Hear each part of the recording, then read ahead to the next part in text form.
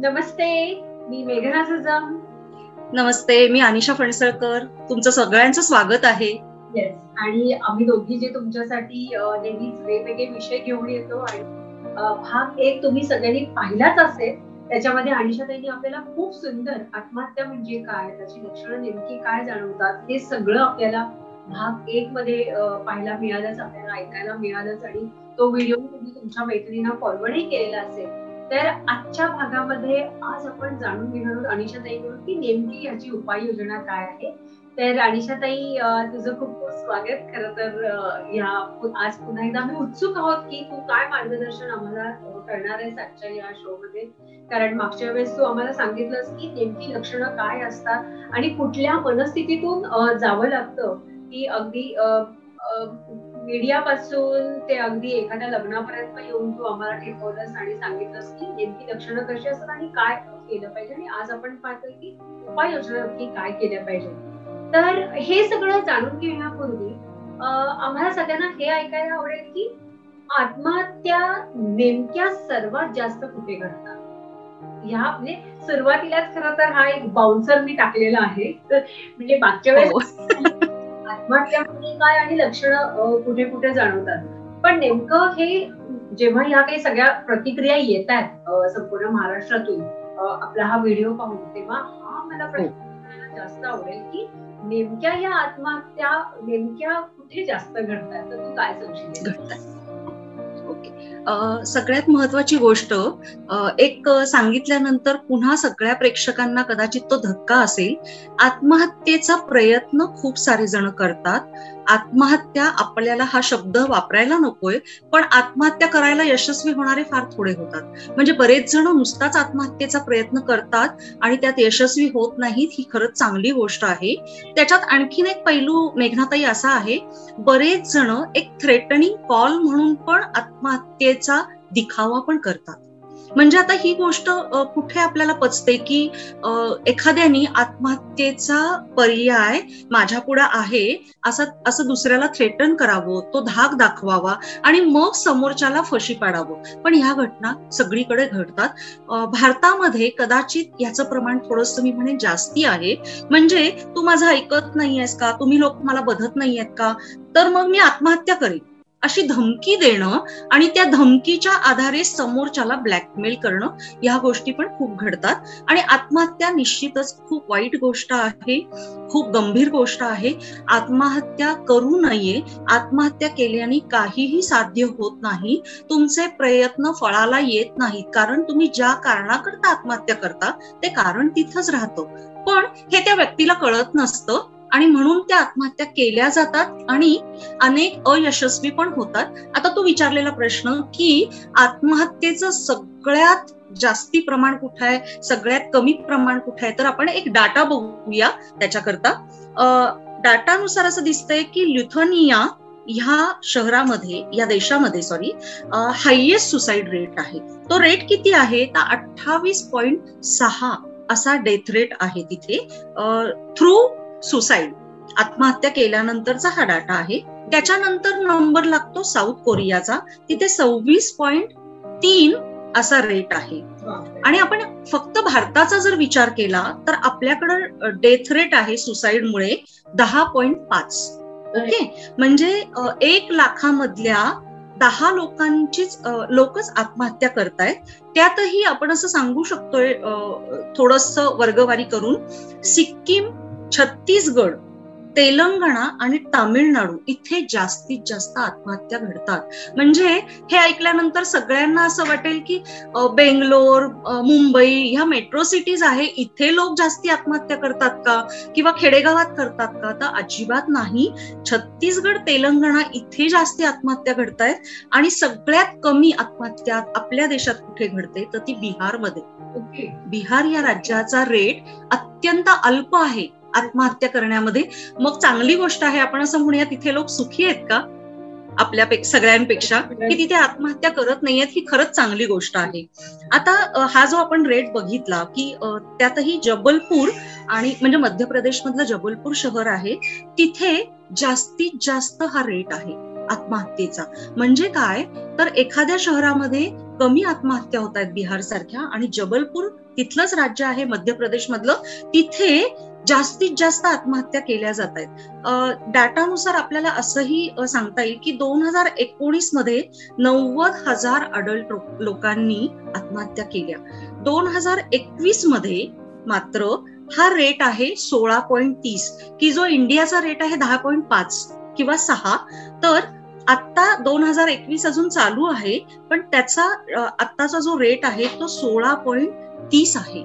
आणि एक छोटा त्यातला आणखीन पार्ट बघायला गेलो तर ऍव्हरेज 381 लोकांनी दररोज आत्महत्या केली 2019 मध्ये. पण तोच आकडा आता 500च्या पुढे चाललाय. म्हणजे नक्कीच मेघनाताई, आपल्याला इथे वाव आहे विचार करायला की 2019 मध्ये कमी असलेला रेट 2021 मध्ये अचानक प्रचंड प्रमाणात वाढलेला आहे. निश्चितच त्याला कारण आपल्याला माहिती आहे. जगामध्ये आज हाहाकार उडालेला आहे, कोरोनाने धुमाकूळ घातलेला आहे, लोकांच्या नोकऱ्या गेल्यात, लोकांना फ्रस्ट्रेशन आलंय, हाताला काम नाही, कधी कधी असं झालंय की राहायला घर पण नाही, तोंडाला स्वतःच्या आपल्या मुखात घालायला एखाद्याला पैसा पाणी म्हणजे अन्न पाणी नाहीये, त्याची पैशांची व्यवस्था करू शकत नाहीये, आणि 3-4 मुलं आहेत घरामध्ये, त्यांना अन्न पाण्याविना मरावं लागतंय, आणि ते बघायचं नाहीये म्हणून आत्महत्या केल्यात. इतकी वाईट परिस्थिती आता 2021 मध्ये आपल्याकडे आहे, आणि अर्थातच ह्याच्यावरती उपाययोजना होणं खूप गरजेचं आहे. बरंच आहे. म्हणजे अनिशाताई, तू आता सांगितलंस की कुठे कुठे कसं प्रमाण आहे आणि नेमकं आता ते कसं वाढलेलं आहे, आणि कोरोनाने खरंच खूप लोकांना डिप्रेशन आलेलं आहे, आणि खूप लोकांमध्ये आत्महत्या करण्याचे विचार मला वाटतं अजून अनेक जणांच्या मध्ये आलेले सुद्धा असेल किंवा येऊनही गेलेले असेल या कालावधीमध्ये. तर तू आता जसं सांगितलंस की सर्वात जास्त आत्महत्या कुठे होतात किंवा काय, तर ऑक्युपेशन वाईज जर आपण पाहिलं तर आत्महत्या केलेल्यांचा असा काही डाटा आपल्याकडे अवेलेबल आहे का, की बाबा हा या फील्डचा आहे किंवा हे ऑक्युपेशन आहे, आणि त्या ऑक्युपेशन वाईज आत्महत्या केलेल्यांचं प्रमाण किती आहे किंवा त्याचा डेटा असा काही आपल्याकडे अवेलेबल आहे का? निश्चितच. खरं सांगायचं तर ना, आपण असं अजिबात म्हणू शकत नाही की ह्या क्षेत्रातली व्यक्ती आहे तर ती जास्त, त्या क्षेत्रातले लोक जास्ती आत्महत्या करतात, किंवा ह्या क्षेत्रातले लोक अजिबात आत्महत्या करत नाहीत. पण आपल्याला ज्यावेळेला डाटा समोर येतो ना, त्यावेळेला आपल्याला ते दिसतं की एखादं क्षेत्र असं असतं की तिथे कदाचित प्रेशर खूप आहे, किंवा तिथे ज्या काही सोयी सुविधा मिळायच्या आहेत आणि उत्पन्नाचे स्रोत आहेत ते कमी पडतायत, किंवा तिथे खूप सारं प्रेशर आहे आणि मग डिप्रेशन येतंय, असं असू शकेल. त्यामुळं वर्गवारी केल्यानंतर आणि हा डाटा कलेक्ट केल्यानंतर माझ्याही जेव्हा लक्षात आलं, तर काही गोष्टी अगदी आपल्याला म्हणजे आपण चकित होतो की असं कसं असू शकेल. ऑक्युपेशन वाईज पण लोकांचा हा सुसायडल रेट, डेथ रेट वेगळा आहे का, तर निश्चितच वेगळा आहे. थोडंसं आपण जाता जाता ते वर्गवारी बघूया की हा रेट कसा आहे. ऑक्युपेशन वाईज म्हटलं तर डेली वेजेसवरती काम करणारे लोक आहेत ना, तो रेट हायेस्ट आहे. म्हणजे रोजंदारीवर काम करणारा माणूस, तर आपण समजू शकतो, रोजंदारीवर काम करणाऱ्या माणसाला 4 दिवस काम मिळालं नाही, 15 दिवस मिळालं नाही, वर्षभर मिळालं नाही, डिप्रेशन येणार आहे, आणि मग त्यातनं आत्महत्या घडतायत. तो रेट आहे 32,563. एकंदरीत डाटा कलेक्ट केल्यानंतर हाऊसवाईफ ज्या आहेत त्या साधारण 21,359 हा आकडा आहे. इतर लोकांच्या मध्ये 20,441 रेट दिसतोय. सेल्फ एम्प्लॉईड लोक आहेत ते 16,000च्या आसपास आहेत. अनएम्प्लॉईड, ज्यांच्याकडे काहीच काम नाहीये हाताला, त्यांचा साधारण 14,019 असा रेट दिसतोय. स्टुडंट, जे विद्यार्थी दशेत आहेत, ते 10,335 इतका रेट आहे. प्रोफेशन, कुठल्याही प्रकारचं प्रोफेशन असो, ते 8,700 लोक दिसत आहेत की त्यांनी आत्महत्या केल्यात. फार्मर्सनी 5,000, साधारण 900, म्हणजे साधारण 6,000च्या आसपास आहे. लेबरर आहेत, जे ऍग्रिकल्चर म्हणजे शेतीविषयक काम करणारे लोक आहेत, तर त्यांचा रेट आहे 4,300 साधारण. पब्लिक सेक्टरमध्ये 2,311, गव्हर्नमेंट सेक्टरमध्ये 1,684, आणि सगळ्यात शेवटचा आपण टॉपिक जो घेतलाय की रिटायर्ड लोकांमध्ये तर 1302. म्हणजे आपण जर का हा डाटा पाहिला तर आपल्या लक्षात येते की त्या त्या गटामध्ये काम करणारे लोक, जसं आपण म्हटलं की लेबर लोक आहेत, त्यांचे रोजंदारीवर काम करणारी लोक आहेत, त्यांच्याकडे डिप्रेशन वगैरे यायला गरजच नाहीये डिप्रेशन येण्याची. कारण मी असं म्हणतेय, समजा मला 2 दिवस अन्न नाही मिळालं, मला 4 दिवस नाही मिळालं, 5व्या दिवशी माझा जीव कळवळणार आहे. आणि त्यावेळेला मला अन्नाचा कुठलाही स्रोत जर दिसत नसेल, सोर्स माझ्याकडे नाहीये, तर माझ्या मनात वाईट विचार येणारच आहे. आणि मग असा वाईट विचार आल्यानंतर मला काहीतरी हेल्प मिळणं गरजेचं आहे, पण ती हेल्प पण मिळाली नाहीये की तो माणूस संपल्यात जमा असतो. तिथे सामाजिक दृष्ट्या आपण अशा गटांचा विचारच करत नाही आणि मग त्यांच्यापर्यंत मदत पोहोचत नाही. तुझी आणि माझी मदत करण्याची तयारी आहे, ओके, आपण असं समाजातले घटक म्हणून विचार करूया. पण मला जर का तो डाटाच माहिती नाहीये, मी त्या लोकांपर्यंत पोहोचूच शकले नाही, तर त्या व्यक्तीच्या मनात आलेला विचार मी थोपवणार कसा आहे? आणि मग अशा वेळेला ह्या आत्महत्या घडतायत. आणि अर्थातच जसं आपण म्हणतोय की ऑक्युपेशन वाईज लोकांच्या विचारसरणीमध्ये फरक पडतो. कारण असं उदाहरण घेऊया की एखादी व्यक्ती प्रोफेशन मध्ये आहे, डॉक्टर, वकील, इंजिनियर किंवा कुठल्याही प्रकारचं अगदी शाळेमध्ये चांगल्या प्रकारचं काम करतेय. अशा व्यक्तीला डिप्रेशन आलं तर तिला सोर्सेस म्हणजे मिनिंग जे आहे त्यातलं की सोर्स कुठला आहे, तर 1, 2, 3, 4, 5, 6 सोर्सेस असू शकतात. पण जी व्यक्ती रोजंदारीवर काम करतेय ती अनएम्प्लॉईड आहे, ती अनएज्युकेटेड आहे, तिच्याकडे घर नाही, तिच्याकडे पैसा नाही आणि अशा प्रकारे पैसे मिळवायचे सोर्सेस नाही. मग तिच्याकडे मार्ग काय राहतो, तर काहीच नाहीये माझ्या हातात. आणि मग मी माझ्या मनावरती कंट्रोल किती ठेवायचा? आपण असं म्हणतो की अशा वेळेला ना थोडासा धीर धरला पाहिजे, कंट्रोल केला पाहिजे. ज्यावेळेला पोटाची खळगी भरताना 10 दिवस माणूस उपाशी राहिल्यानंतर अजून किती धीर धरेल तो माणूस? आणि मग त्याच्या मनात विचार येतात की आता जीवन संपवून टाकावं. आणि मग त्यांच्यापर्यंत मदत न पोहोचल्याचा परिणाम आहे की आपल्या देशामध्ये ह्या प्रकारच्या सुसाईड जास्ती होत आहेत त्या ऑक्युपेशन. बरोबर. आणि अनिशाताई, पहिल्या भागामध्ये सुद्धा तू आम्हाला सांगितलंस की नेमकी काय लक्षणं दिसतात. तर तुम्ही पहिला भाग जर पाहिलेला नसेल तर आपल्या डिस्क्रिप्शन बॉक्समध्ये त्याची लिंक टाकलेली आहे, ती जरूर आपण पाहावी. तर ही जी लक्षणं आहेत आणि आता तू जसं सांगितलंस त्याप्रमाणे, तर आपण नेमकी काय उपाययोजना करू शकतो, किंवा ही जी लक्षणं दिसतात तर त्यावरून मग आपण कशी त्यांना मदत करू शकतो, याबद्दल तू काय सांगशील? नक्कीच मागच्या भागात आपण पाहिलं जसं की काही लक्षणं तुम्हाला दिसत असतात की एखादी व्यक्ती खूप बडबडी आहे, ती अचानक बोलणं बंद करतेय. एखादी व्यक्ती सोशल आहे, ती आता सोशल होण्याची टाळाटाळ करतेय. तिला लोकांच्यात जाऊन बोलणं आवडत नाहीये. तिची बॉडी लँग्वेज सांगतेय की काहीतरी बिनसलंय, तिच्यात एकटेपणा आलाय, एकलकोंडेपणा आलाय, ती लोकांपासून दूर जातीये, ती रोजचं जेवण जे आहे, रोजचं तिचं रुटीन आहे ते फॉलो करत नाहीये. आणि ती आपण तिला विचारलेले जे प्रश्न आहेत त्याला गोंधळलेल्या अवस्थेमध्ये उत्तर देतीये, किंवा कदाचित ती उत्तरच देत नाहीये व्यक्ती. मग अशा वेळेला आपण शोध घ्यायचा असतो की या व्यक्तीला नक्की काय झालंय. ही लक्षणं वरवरची दिसतात आणि नक्कीच म्हणजे सामान्य माणसाला कदाचित ती कळणार नाहीत, पण एक समुपदेशक जर का समोर त्याच्या समोर ती व्यक्ती बसली तर बॉडी लँग्वेज वरनं पण आपल्याला कळू शकतं की ह्या व्यक्तीच्या मनात आता प्रचंड खळबळ चालू आहे. कारण छोट्या छोट्या गोष्टी मी सांगते, माझ्या समोर समजा एखादी व्यक्ती आहे आणि तिला मागच्या सेशनमध्ये मी विचारलेलं असेल की तुझ्या मनात कधीतरी आत्महत्येचा प्रयत्न करावा असा विचार तरळून गेलाय का, तर ती प्रामाणिकपणे सांगते की हो, असा विचार तरळून गेला होता, पण मी आता स्टेबल आहे, मला आता अजिबात असे कुठले विचार येत नाहीयेत. पुढच्या सेशनमध्ये कदाचित मला असं जाणवतो की ती तिच्या हातांची प्रचंड अशी चुळबुळ करतेय. मग ती खालीच बघतेय, माझ्याकडे नजरेला नजर न भिडवता काहीतरी वेग उत्तर देतीये. म्हणजे मी प्रश्न विचारलाय त्याचं काहीतरी अत्यंत विसंगत असं उत्तर देतीये. त्यावेळेला जर का माझ्या लक्षात आलं की या व्यक्तीला आत्ताच्या आत्ता गरज आहे, तर कुठेतरी मी त्या व्यक्तीला सावरू शकते की जर का तुला खूप डिप्रेशन असेल, तुला खूप काहीतरी अडचणी असतील, तर तुझ्या अडचणी तू फक्त सांग, त्यातनं मार्ग कसा काढायचा ते आपण बघू. मार्ग अनेक असतात. एक दरवाजा बंद झाला, आमचं अगदी नेहमीचं आवडीचं वाक्य असतं की आम्ही काउन्सिलर म्हणून नाही, पण एक व्यक्ती म्हणून मी हे नक्की सगळ्यांना सांगते की एक मार्ग ज्या वेळेला बंद होतो ना, त्यावेळेला अनेक मार्ग तुम्हाला ओपन झालेले असतात. गरज असते फक्त तुमची दृष्टी ते बघण्याची. मग दृष्टी म्हणजे फक्त 2 डोळे का? तर अजिबात नाही. तुमचं मन, तुमची बुद्धी आणि तुमचं आतापर्यंत जे आयुष्य गेलंय त्याचा एकंदरीत सारासार विचार करता मला नक्की काय हवं होतं, मग मी कशाच्या मागे धावतोय किंवा धावतीये, आणि मग त्यातनं अजून काही मार्ग आहेत का? तर नक्की तुम्हाला मार्ग असतात. फक्त ते मार्ग तुम्हाला दिसले नाही तर तज्ञ व्यक्तीकडनं तुम्ही जाणून घ्या.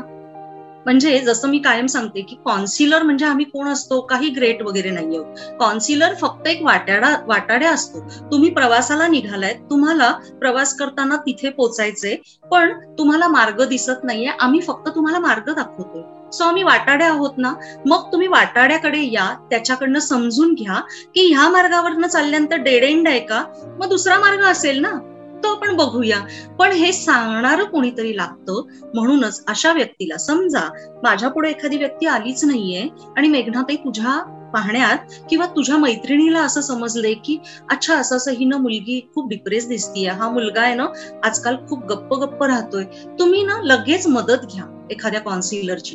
त्या काउन्सिलरची मदत घेतल्यानंतर अजिबात त्या काउन्सिलरच्या ऑफिसला सुद्धा तुम्ही नेऊ नका, कारण तो घाबरणार आहे बोलते. मग वेगळ्या पद्धतीने तुम्ही त्याच्याशी डील करू शकताय आणि त्याच्या मनात काय खळबळ चाललीये, अगदी साधी गोष्ट, एखादी आत्या, मामा, मावशी कोणीही त्याच्या मनातलं काढून घेऊ शकतो की नाही. मग आपण पुढे त्याला ट्रीटमेंट कशी द्यायची ते बघू. पण जर का तुम्हाला हे समजलंच नाही की त्याच्या मनात खळबळ चाललीये, खूप डिप्रेस आहे ते मूल, किंवा त्याला अत्यंत आता तो टोकाला पोहोचलाय की आता डेड एंड आहे, मला इथं पुढे जाताच येणार नाहीये, अशा वेळेला मार्ग दाखवायचं काम तज्ञ मंडळी करणार आहेत. त्या तज्ञांपर्यंत आणून ठेवायचं काम तुम्ही करा. आणि नक्कीच वाटाड्या मार्ग दाखवल्याशिवाय राहत नाही. खरंच आहे, वाटाड्याची भूमिका ही फार महत्वाची आहे.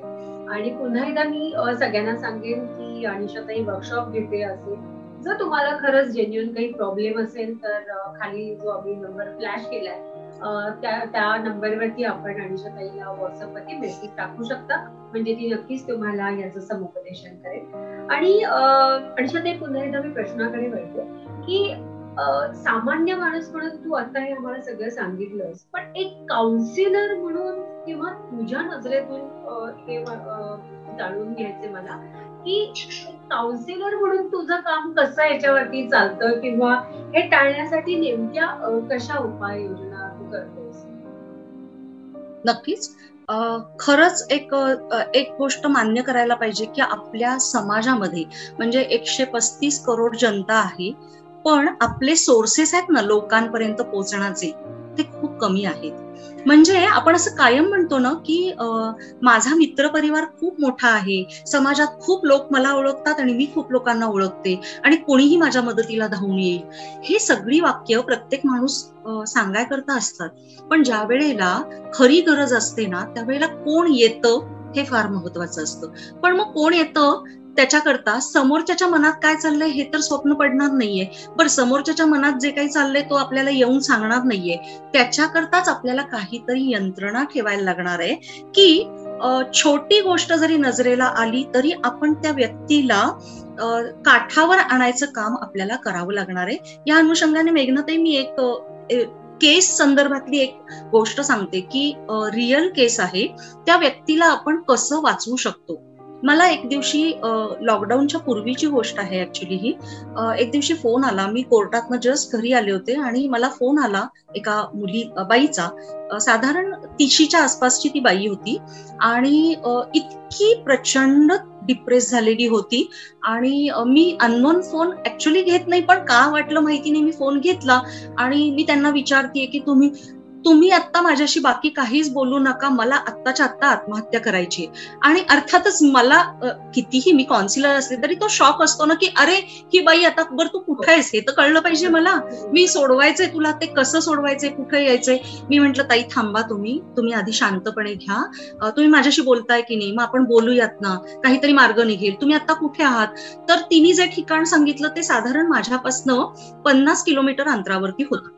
तर त्यामुळं मी तिथे पोहोचण्याचा प्रश्नच नव्हता. मग मला आता ते मी तो एका साईडला मी तिच्याशी बोलत होते आणि एका साईडला माझं मन ना सगळं विचार करत होतं की मला आता काय काय करायचंय, मला माझे काय काय सोर्सेस वापरायचे, मला तिच्यापर्यंत कसं पोहोचायचंय. म्हणजे मी प्रत्यक्ष नाही पोहोचू शकणार आहे, पण 4 लोकांना पोहोचू शकते, तर काय काय करता येईल, हे सगळे विचार चालू असताना मी तिला ना बोलण्यात गुंगून ठेवलं की बरं काय झालंय नक्की ते मला सांग. मग तिचं जे काही घडा बोलणं चालू झालं, मग मध्येच मी तिला थांबवलं. तुला माझा नंबर कोणी दिला? तर ते आमच्या इथे एक ताई आहेत, मग कोणीतरी आशाताई वगैरे असू शकतात ना, आशा काम करणाऱ्या, आणि त्यांनी सांगितलं त्या एनजीओ मध्ये जा, मग त्यांच्याकडनं तुम्ही मला काहीतरी मार्गदर्शन कराल असं. पण मला आता तुमचं मार्गदर्शन नकोय, मला आता आत्महत्याच करायची. म्हटलं ताई हो थांबा, आपण बोलतोय की नाही, काय झालंय हे तर कळलं पाहिजे की नाही. मग आता आपण तिला असं नाही म्हणू शकत की अच्छा तू आत्महत्या करतेस का करतेस, मग ते सांगून तरी कर, असं तर नाही म्हणता येणार आहे. पण तिला थांबवाय करता मला काहीतरी तो बोललं पाहिजे. मग ताई थांबा ना, काय काय तुमच्या घरात कोण आहे, आता तुम्ही कुठे आहात? मग मी इथे आहे. नाही पण घरात आहात बाहेर आहात? मग मी बस स्टॉप वरती थांबलीये आणि मी आता चाललीये, मी आता रेल्वे रुळावरती जाणार आणि आत्महत्या करणार आहे. काय झालंय हे मला सांगा आधी, मग आपण बोलूया का, तुम्हाला माझ्याशी बोलायला आवडेल की नाही, 5 मिनिटं तरी बोलाल की नाही माझ्याशी, असं तिला गुंगट ठेवलं. काय झालंय माझा नवरा, मग तिने शिव्यांची लाखोली चालू केली. माझा तो नवरा अजिबात काही ऐकत नाही, एक तर दारुड्या आहे, मीच त्याला पोसते, आणि आज हा टिंब टिंब टिंब तिने जी काही चालू केली शिव्यांची लाखोली, आणि मग तो एका दुसऱ्या बाई बरोबर पळून गेला. बरं म्हटलं तो कुठे गेला? तो दुसऱ्या शहरात निघून गेला, मला मेलीला इथे एकटीला टाकलं आणि निघून गेला. आता तिची भावनिक अवस्था बघ मेघनाताई काय झालीये. प्रेक्षक तुम्हालाही कळत असेल किती उद्विग्न मन असू शकतं की आज मी धुणं भांडी करून किंवा काहीतरी काम करून या माणसाला पोचतीये. बर बाबा पितोयस का, तर मी तुला प्यायला सुद्धा पैसे देते, आणि तू हे सगळं घरदार सोडून संसार सोडून अर्ध्यावर मला टाकून तू दुसऱ्या बाई बरोबर गेलायस. नक्कीच 100% त्या बाईला डिप्रेशन येणं स्वाभाविक आहे, कुणालाही येणार आहे. पण आता माझं संपलं आणि मी आता काहीच माझं देणं घेणं नाही या लोकांशी, या जगाशी माझा संबंध नाही, मी चालले, ही अतिशय टोकाची भूमिका ती घेतीये. त्याच्यापासून आपल्याला 4 पावलं तिला मागे आणायचे. मग मी तिच्याशी बोलायला सुरुवात केली. अच्छा तो ह्या शहरात आहे का, त्या शहरात आणखीन कोण आहे तुमचं, म्हणजे ना मी त्यांच्याशी बोलते आणि त्यांना नका त्यांना काही समजवू नका, त्यांना पोलिसांनी मारून पण झालंय, पण तो कुणाचंच ऐकत नाही. बर मग तो ऐकत नाहीये, पण मग तुम्ही ऐकाल की नाही माझं, असं सांगून तिला भुलवून थांबवलं. तोपर्यंत दुसऱ्या फोनवरनं एका व्यक्तीला फोन लावला की जी त्या ठिकाणी राहणाऱ्या पोलीस चौकीला मेसेज मी करत होते, त्या पोलीस चौकीमध्ये जाऊन काहीतरी तिथे सूचना देईल. आणि मग मी त्या व्यक्तीला शांत केल्यानंतर 10 मिनिटांनी आपण पुन्हा बोलूया का, तुम्ही जिथे आहात तिथेच थांबा, तुम्हाला काय मदतीची गरज आहे, मी इथून जरी मदत करू शकले नसले तरी नक्की तुमचा जो काही प्रॉब्लेम आहे ना तो आपण सॉल्व्ह करू. पण म्हटलं ताई मला आधी सांगा की तुम्ही ज्या वेळेला लहान होता तुमचे आई वडील कुठे असतात, तर तिने सांगितलं की माझी आई नाहीये, वडील आहेत तर ते कुठेतरी मजदुरी करतात, मला काही त्यांच्याकडे जायचं नाही. पण म्हटलं ताई हे बघा, तुम्ही तुमच्या लहानपणापासून आई वडिलांनी वाढवलं, तुम्ही आज चांगल्या पद्धतीनं तुमच्या पायावर उभ्या जे काही असाल ते आहात, पण मग तिसऱ्या व्यक्तीपायी आपण आपलं आयुष्य बर्बाद करायचंय का? तो गेला की नाही, तो चांगला नाहीये म्हणून तो निघून गेला ना तुमच्या आयुष्यातनं, मग आपण विचार करूया, असं बोलवून तिला थांबवलं. आणि अक्षरशः अर्ध्या तासामध्ये आपण इथून व्यवस्था केली की जिथे ती बाई होती तिथल्या जवळच्या पोलीस चौकीला आणि एका एनजीओला फोन करून त्या व्यक्तीपर्यंत पोहोचून त्या व्यक्तीला आत्महत्या करण्यापासून आपण परावृत्त करू शकलो. मेघनाताई हे सांगताना खरंच मला खूप आनंद होतोय की एका व्यक्तीला त्या आयुष्यातनं ती उठली आहे हे समजून आपण नुसतं घेऊन नाही चालणार आहे. अच्छा असं झालंय का, किती वाईट झालं, नाही उपयोग. तुम्हाला सोर्सेस तुमचे अवलंबता आले पाहिजेत, त्याच्याकरता तुमच्याकडे खूप काही असलं पाहिजे अजिबात नाही. तुमचे 4 कॉन्टॅक्ट असतील, एखाद्या शहरात ती व्यक्ती आहे, त्या शहरातल्या एखाद्या व्यक्तीला फोन करून तुम्ही तिथं दादा पोहोचा किंवा ताई तुम्ही पोहोचा आणि पुढे मदत करा. आज खूप आनंद होतोय की ती व्यक्ती अजिबात तिने त्या नवऱ्याकडे ढुंकून बघितलं नाहीये, तो आलाच नाहीये कारण, पण आज ती चांगल्या पद्धतीनं पुढे जातीये आणि ती तिचा जीव रमवतीये चांगल्या कामामध्ये. आणि ज्या एनजीओ मार्फत आपण तिची मदत केली त्याच एनजीओला आज ती मदत करतीये काही ना काही मार्गानं. तर माझा सांगण्याचा हेतू मेघनाताई असा आहे की तुमच्याकडे हातात काहीच नसलं ना तरी चालेल, 2 गोष्टी फक्त करा. एक वाटाड्या म्हणून काम करा. त्याच्याकरता तुम्ही कॉन्सिलरच असला पाहिजे तसं पण नाही. तुम्ही वाटाड्या म्हणून काम करा. डोळे आणि कान उघडे ठेवा. आणि तिसरी गोष्ट, आपल्या हातात जे काही कॉन्टॅक्ट्स आहेत, आपली जी काही माणसं आहेत, त्यांना कसं त्यांच्या थ्रू तिथपर्यंत मदत पोहोचवता येईल हे नक्की बघा. आता सगळ्याच आत्महत्या मी थांबवू शकणार आहे का? अजिबात नाही. मेघनाताई, आपण मागच्या भागामध्ये एक तू बोललीस बोलता बोलता की अशा ज्या मागल्या महिन्यात 1-2 घटना घडल्या की फेसबुक लाईव्ह करून त्या व्यक्तींनी सुसाईड केलंय. त्याच्यामध्ये पोचता कदाचित आलं असतं, कदाचित आलं नसतं. ती सुसाईड आपण थांबवू शकत नाही. पण असं तर होत नाही ना की एका रात्रीतनं त्या व्यक्तीला वाटलं उद्या सकाळी आता मला आत्महत्या करायची आणि केली. असं नाही झालेलं. काहीतरी प्रोसेस झालीये, काहीतरी मनाची उलघाल झालीये, काहीतरी भावनेचा अतिरेक झालाय आणि मग त्या व्यक्तीने आत्महत्या केली आहे. ह्या मधल्या काळामध्ये तिला रीड करणं, तिला जज करणं, तिची बॉडी लँग्वेज समजणं, तिला समजून घेणं आणि तिला समजावणं, ही प्रोसेस कमी पडली आणि ते मूल बळी पडलंय आत्महत्येला. आणि ही आत्महत्या नक्कीच कदाचित आपण थांबवू शकलो असतो, तो जीव वाचवता आला असता जर का आपल्याला ते समजलं असतं. तर निश्चितच आपल्याला ह्या आत्महत्या वाचवण्याकरता आधी सतर्क राहणं खूप गरजेचं आहे. आणि मला असं वाटतं की ह्या अनुषंगानं मेघनाताई मी अजून एक गोष्ट नक्की प्रेक्षकांना सांगू शकेन. आपल्या समाजाचा आपण विचार करू, फक्त भारतीयांचा. आत्ताच्या कोरोनाच्या काळामध्ये ना 2 गोष्टी मी नक्की समजावेन की कोरोनाचा काळ खूप कठीण काळ आहे.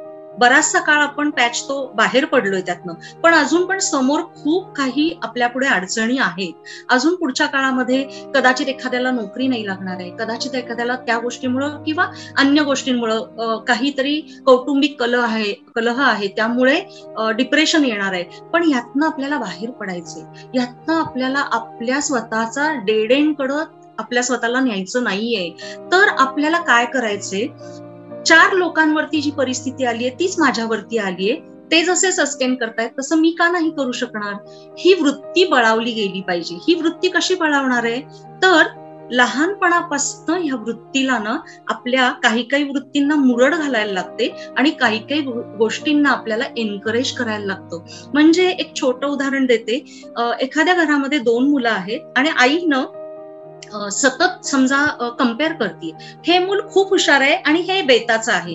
सतत काय त्या मुलाला सांगितलं जातं की ज्याची बुद्धी बेताची आहे, तू त्याच्याकडे किंवा तिच्याकडे बघ, ती कशी अभ्यास करते, ती 90% कमावते, तुला मात्र तू 60%. कुठलंही मूल जन्मतः बुद्धूही नसतं आणि जन्मतः हुशारही नसतं. परिस्थिती त्याला ते करवते आणि परिस्थितीनुसार त्याच्या कपॅसिटीनुसार तो पुढे जातो. बर, 10वीला 90% मिळाले म्हणजेच ते मूल हुशार आहे, हा भारतीयांचा म्हणजे माझ्यासाठी तो विनोदच आहे. खरं सांगते मी, अतिशय मोठा विनोद आहे की 10वीत मूल 90% किंवा 95% झालं म्हणजे वाते हुशार आहे. कसं असेल असं? आज जे काही आपण चांगली कामं करतोय मेघनाताई, आपण काही बोर्डामध्ये नव्हतो का आलो, तरी पण आपण छान पद्धतीने आयुष्य जगतोय की नाही? किंवा सगळेच जगतात मग, आणि सगळ्यांनी जर का 90-95% मार्क मिळवले तर सगळेच जण मग वरती जातील, तर बाकीची कामं कोणी करायची आहेत? तर ही जी मनोवृत्ती आहे ना आपल्या लोकांची की हे काम म्हणजे चांगलं, इतके टक्के म्हणजे चांगलं, हे प्रोफेशन म्हणजे चांगलं, किंवा ह्या गोष्टी म्हणजे आयुष्यात चांगल्या, मुलींनी असंच करायचं, मुलांनी असं करायचं नसतं, हे जे काही आपले फंडे आहेत ना, ह्याला कुठेतरी छेद दिला पाहिजे आणि ह्याला कुठेतरी मुरड घालायला शिकलं पाहिजे. तसंच आणखीन काही गोष्टी की जी कारणं आहेत सुसाईडची, म्हणजे प्रेमभंग झाला म्हणजे सुसाईडच करायची असते. हे जे मुलांमध्ये की आता ह्या मुलीने मला नकार दिला म्हणजे माझं आयुष्य संपलं, तर हे असं नसतं. एखाद्या मुलीने ज्या वेळेला नकार दिलाय त्यावेळेला तिचा तो चॉईस आहे, तिला पण चॉईस आहे, तिला नाही म्हणण्याचा अधिकार आहे. आणि ती मुलगी म्हणजे सर्वस्व नाहीये, तिच्यापेक्षा बेटर मुलगी मला मिळू शकते हे त्याच्या मनावर बिंबवणं हे समाजाचं काम आहे, कुटुंबाचं काम आहे, आणि आई म्हणून आई आणि पालक म्हणून आई आणि वडील दोघांचंही काम आहे.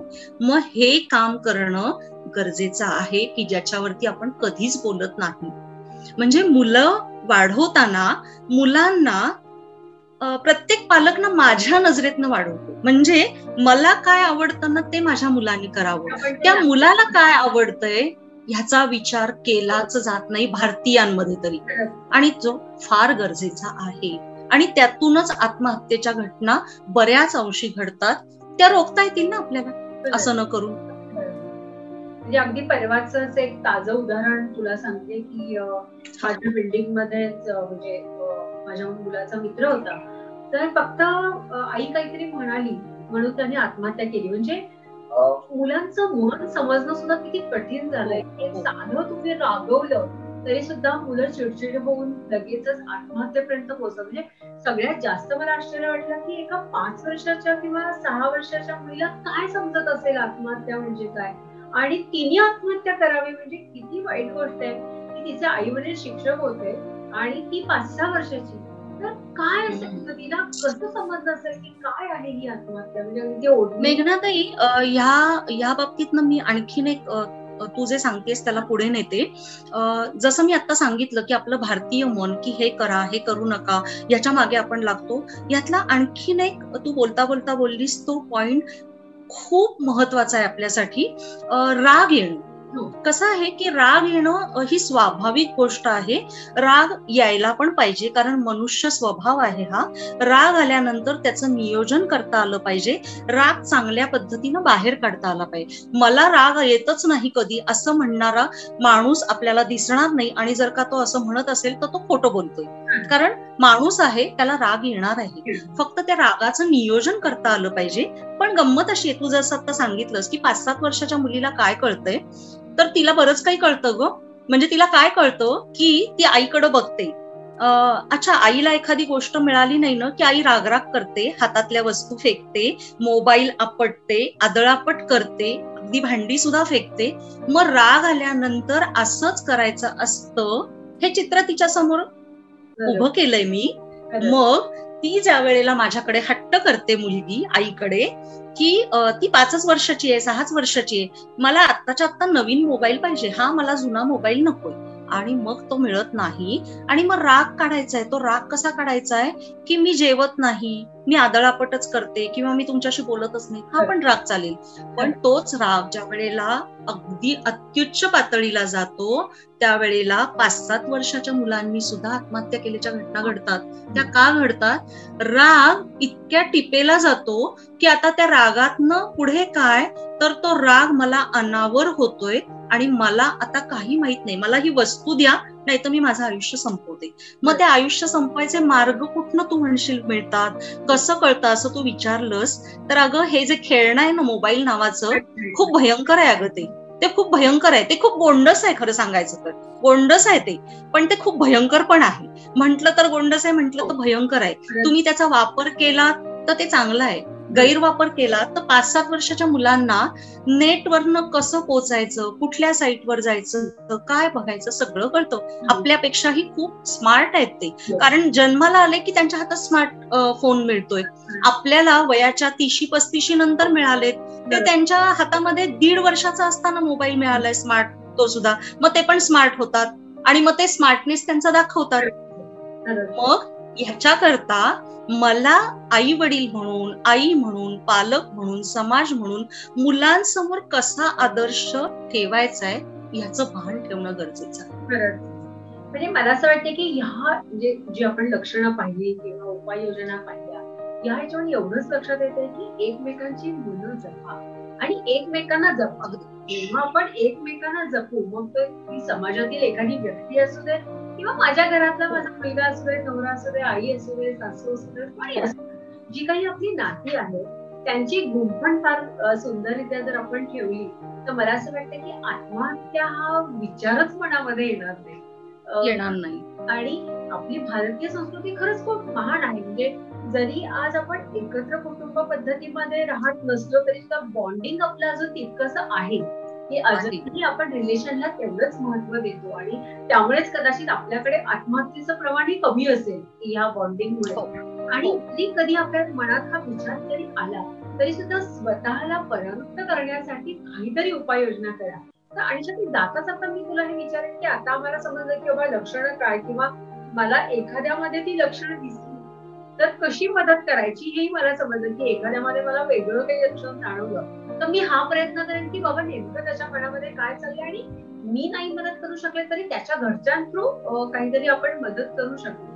तर एखादी व्यक्ती, समजा माझ्याकडे एखाद्याने असं काही व्यक्त केलं की बाबा मी खूप डिप्रेशन मध्ये आहे, आणि तर काही घरच्या घरी अशा उपाययोजना किंवा काही असं आहे का की मेडिटेशन म्हण किंवा काही की ते तुम्हाला एक आपण म्हणतो ना दिशा दाखवू शकतो, दिशा दाखवू शकतो. तर असं काही आहे का?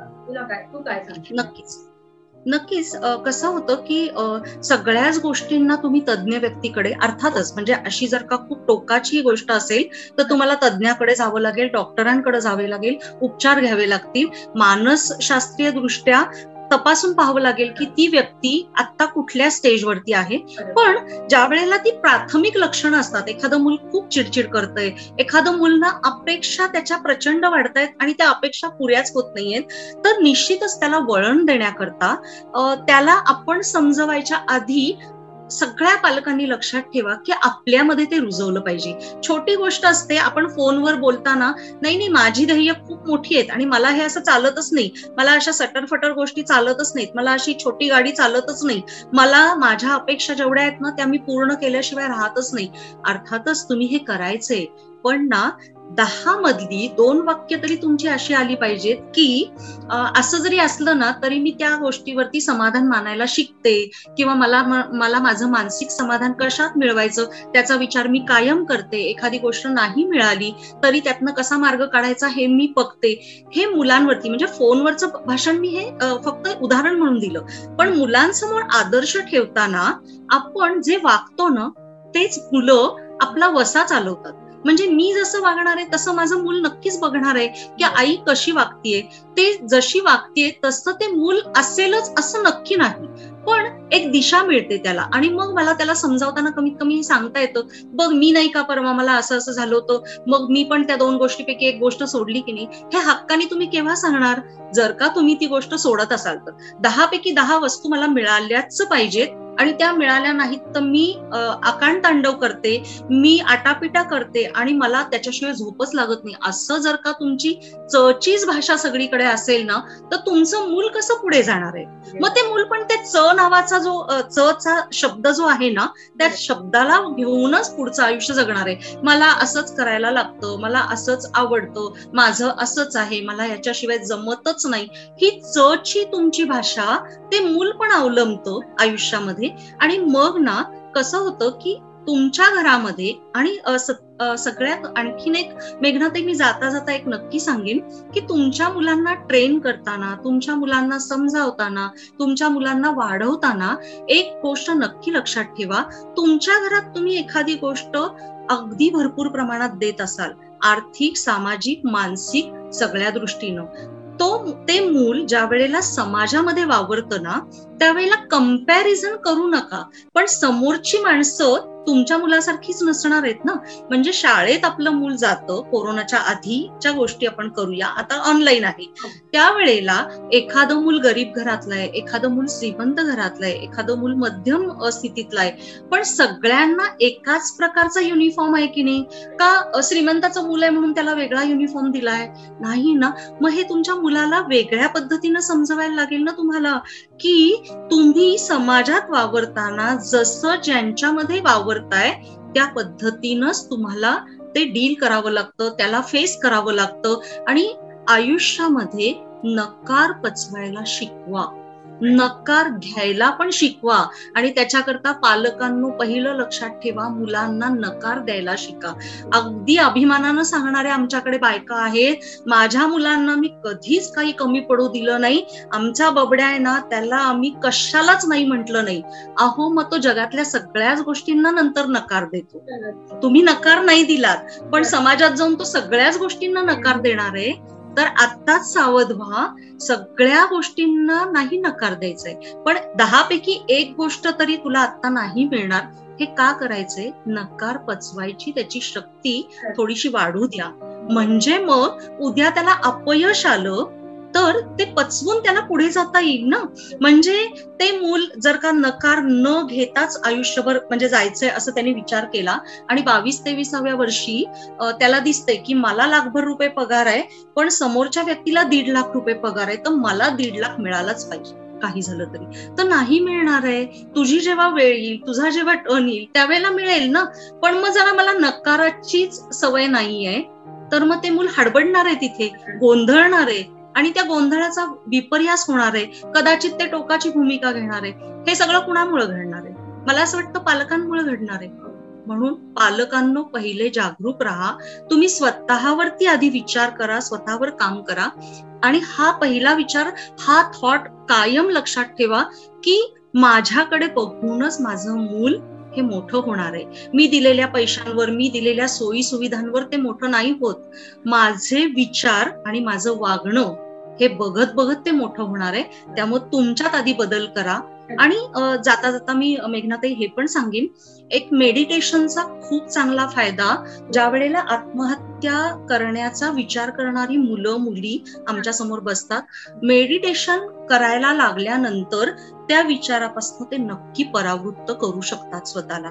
त्यामुळं मेडिटेशन ही अशी काही खूप हायफाय गोष्ट नाहीये, असं लोकांना बऱ्याच वाटतं की मेडिटेशन वगैरे ना ते खूप हायफाय लोकांचं काम आहे. अजिबात नाही. त्याच्याकरता मी असं म्हणेन, आपले धार्मिक ग्रंथ, आपल्या धार्मिक कृती, की आपण ना देवासमोर नतमस्तक होणं. कोणी एखादं देवाला मानत नसेल तर अजिबात आग्रह नाहीये, पण मग तुम्ही आई वडिलांना तर मानता ना, कमीत कमी त्यांच्या पाया पडणं, त्यांना मानणं एवढं तर कराल. आणि धार्मिक दृष्ट्या जर का तुम्ही मानत असाल तर निश्चितच धर्मग्रंथ वाचणं किंवा देवाची पूजा करणं हे पण मेडिटेशन आहे. मग मेडिटेशन वेगळं करायचं असेल तर 5 मिनिटं शांत बसून डोक्यातले सगळे विचार काढून टाकले आणि माझं मन शांत केलं. हे किती सोपी आणि अगदी मुफ्त मिळणारी बिना खर्चाची गोष्ट आहे. का करत नाही आपण? ती करायला लागूया आणि चमत्कार बघा. खूप चांगल्या पद्धतीनं तुम्ही पुढे जाल. अगदी खूप छान तू आम्हाला मार्गदर्शन केलंस. आणि विशेष म्हणजे खरंच मी सगळ्यांना अगदी कळकळीची विनंती करेन की आपल्या आजूबाजूला जर असं कोणी दिसलं की ज्यांची मध्ये काही लक्षणं आहेत तर त्यांना तर आपण मदत करूयातच.